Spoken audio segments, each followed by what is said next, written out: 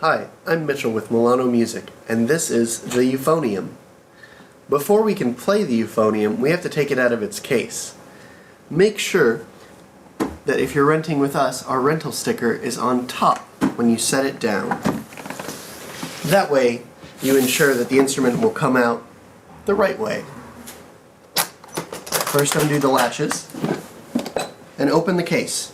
Now, before you take the Euphonium out, just note the way that it's laying in the case. Sometimes it can get confusing when we have to put it back in. Putting the Euphonium together is pretty simple. We only have two pieces. We have the instrument itself and the mouthpiece. All we have to do is put the shank of the mouthpiece into the receiver of the Euphonium. Give it a little turn, and we're good to go. The parts of the Euphonium are as follows. We have the mouthpiece with a rim, a cup, and a shank. The shank goes in to the receiver, which goes to the lead pipe.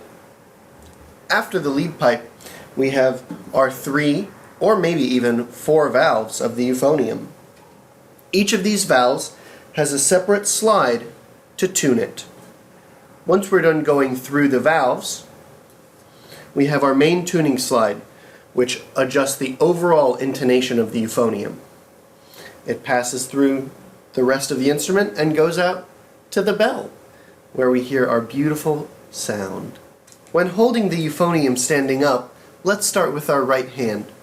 We want to take our pointer, middle, and ring finger of the right hand and put them on the first, second, and third valve accordingly. After that, you may have a little spot to put your thumb. This is for comfort. If you don't have a 4th valve, your pinky just floats over where there would be one. With our left arm, I want you to imagine as though you're giving the Euphonium a hug, and we reach all the way around. This helps stretch out our body and is much more comfortable than simply holding it here. Once we're holding the Euphonium correctly, all we have to do is bring the mouthpiece and instrument to us. We never want to go to the Euphonium, but merely lift it and raise it to us. The purpose of hugging the Euphonium with our left arm is to help support it, so that our right hand merely has to press the valves. Once we've brought the Euphonium to us, we want to ensure that we're standing up nice and tall.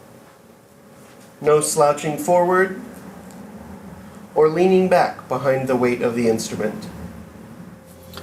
When sitting with the Euphonium, we hold it the same way as when we stand and continue to bring the Euphonium to us. This means that we have to support the weight of the instrument with our left arm. We don't want to just set the Euphonium on our lap and go down to it. This compresses our lungs and our upper body and will give you severe back pain.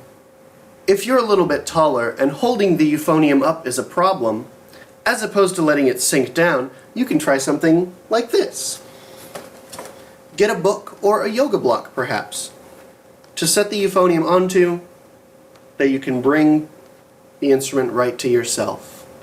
This helps prevent collapsing your upper body, but makes it so that you don't have to hold the whole instrument all the time. Forming a brass embouchure is fairly simple. We only need to worry about 3 things: that the corners of our mouth are firm, that our lips are free to vibrate, and that the aperture, a little hole right in the center of our embouchure, is open so that air can pass through. One way that we can learn to form this embouchure is by saying the letter M and Pa. Going M, Pa. This ensures that our lips are out, as opposed to going M and bringing our lips in. They can't vibrate if they're M. Once we've formed our embouchure without the instrument, take the mouthpiece and bring it to your face. Somewhere around a 50-50 split, or a 60-40 with more on top, is where most people find the mouthpiece to be the most comfortable. If you have an underbite, you might be more successful with more mouthpiece on the lower lip. With the mouthpiece on your face, Take a deep breath through the corners of your embouchure. Firm them up when you have a full breath, and breathe out through the mouthpiece. As you breathe out, think about tightening things up just a little bit. We want to close the aperture until we just start to get a buzz.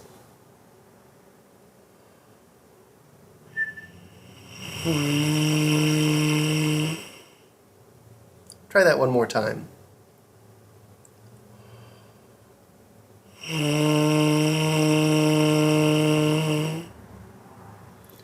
Don't worry about using any tongue yet. Just worry about being relaxed and letting the air flow out until we get a buzz.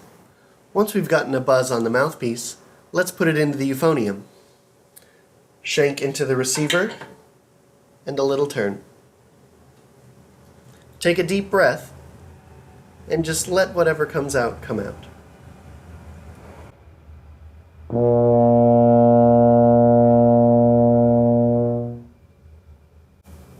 If you played that note, that is a B flat in the bass clef on the second line.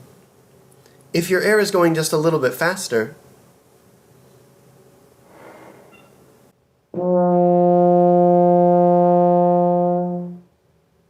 you might get an F in the bass clef. That's the note where, if you look at that sideways frowning face, it's right in between the dots. And if your air is going faster still,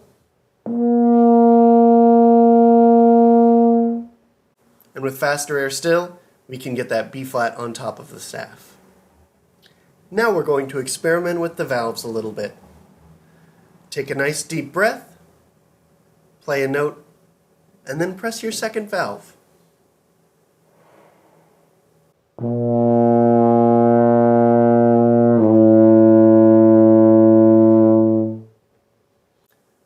The pitch went down.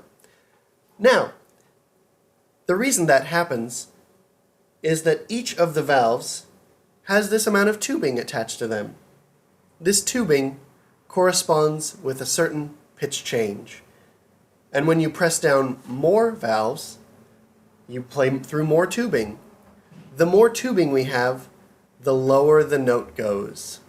So if we start on that low B flat and press the second valve,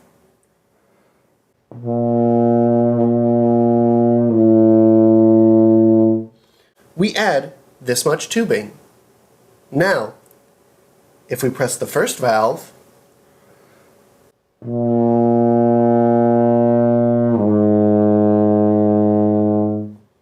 you notice the note's even lower than it was with the second valve. Well, the tubing is longer. We're going through more tubing.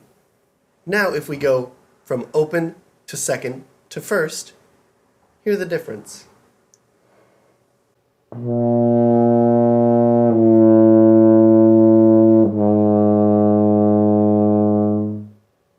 Using different valve combinations aids the euphonium to play the full chromatic range so that we don't just play bugle calls. When we're done playing euphonium for the day and are ready to put it away, it's pretty simple. But first, we have to empty the spit from the instrument. Any condensation that gathers as we breathe gathers in the instrument, and we want to get rid of that as best as we can. Your main tuning slide should have a little spit valve, and all you need to do is press to open it and breathe through to blow it out.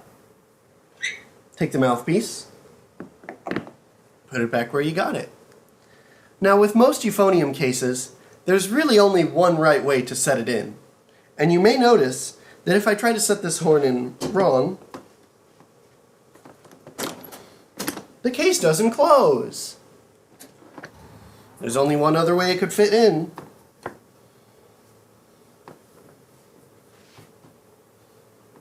Then close the case